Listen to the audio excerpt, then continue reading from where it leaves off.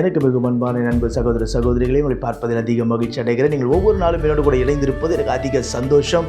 நீங்கள் கொடுக்கிற ஒவ்வொரு சாட்சிக்க நான் கர்த்தரை துதிக்கிறேன், ஸ்தோத்தரிக்கிறேன்.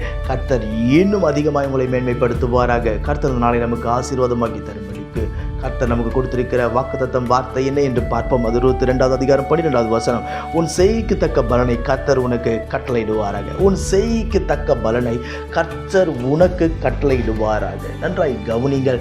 நீ என்ன காரியத்தை நீ செய்கிறாயோ அதுக்கு ஏற்ற பலனை கர்த்தர் உனக்கு நிச்சயம் கொடுப்பார். ஒருவேளை நீ செய்கிற வேலையை உன் கம்பெனி அங்கீகரிக்காமல் இருக்கலாம், நீ வேலை செய்கிற இடம் அங்கீகரிக்காமல் இருக்கலாம், உன் பிள்ளைகள் அங்கீகரிக்காமல் இருக்கலாம், உன் குடும்பத்தார் அங்கீகரிக்காமல் இருக்கலாம், உன்னை சுற்றி இருக்கிற ஜனங்கள் அங்கீகரிக்காமல் இருக்கலாம், உன்னுடைய பாஸ் அங்கீகரிக்காமல் இருக்கலாம். ஆனால் நீ செய்கிற வேலைக்கு தக்க பலனை நிச்சயம் கொடுக்க ஒருவர் நீதி உள்ள தெய்வம் உங்களுக்காக உயிரோடு இருக்கிறார். நீ படுகிற ஒவ்வொரு பிரயாசம், நீ அலைகிற அலைச்சல்கள், நீ உழைக்கிற உழைப்பு எல்லாவற்றையும் கர்த்தர் கனப்படுத்தி ஆசீர்வதிக்க அவர் போதுமானவராய் இருக்கிறார். நீங்கள் ஒன்றிலும் குறைவுபடவே மாட்டீர்கள். காரணம் என்ன? மனிதனுடைய பார்வைக்கு ஒரு வேளை நாம் அற்பமாக இருக்கலாம், ஆனால் தேவனுடைய பார்வையில் நாம் விலையேற பெற்றவர்கள் என்பதில் எந்த ஒரு சந்தேகமே இல்லை. பிரியமானவர்களே, நம் நன்மைக்கேற்ற பலனை அடைய வேண்டுமே ஆனால், நன்மைக்கேற்ற பலனை நாம் பெற்றுக்கொள்ள வேண்டுமே ஆனால் நீங்களும் நானும் செய்ய வேண்டிய ஒரு காரியம்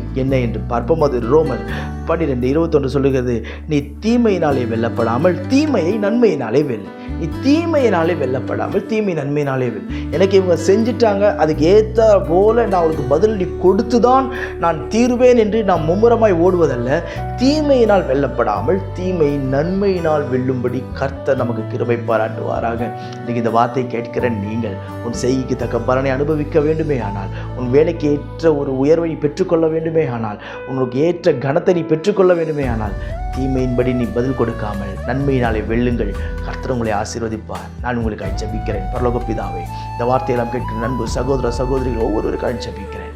மகிமையான தெய்வம், மகிமையான காரியங்களை செய்வீராக. ஒன்று கூட கர்த்தரில் பலப்படுத்தி நிலைநிறுத்தும்படிக்கு நான் ஜெபிக்கிறேன். நீ சகாயம் பண்ணும்படிக்கு நான் ஜெபிக்கிறேன்.